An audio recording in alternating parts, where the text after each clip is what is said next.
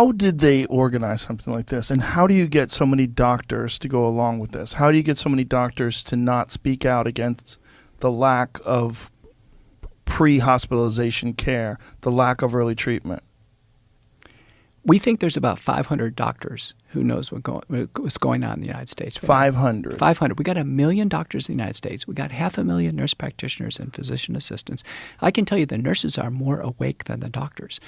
Why is that? The doctors appear to be, like many of our leaders. By the way, all the leaders of the major churches, every single one of them, the major religious branches are under the spell.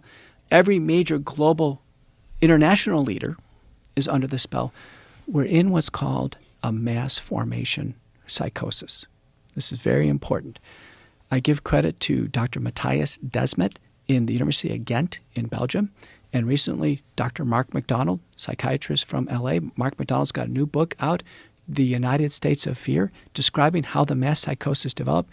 What your listeners need to know is a mass psychosis is when there is a groupthink that develops that's so strong that it leads to something horrific. And the examples are these mass suicides that occur in these religious cults.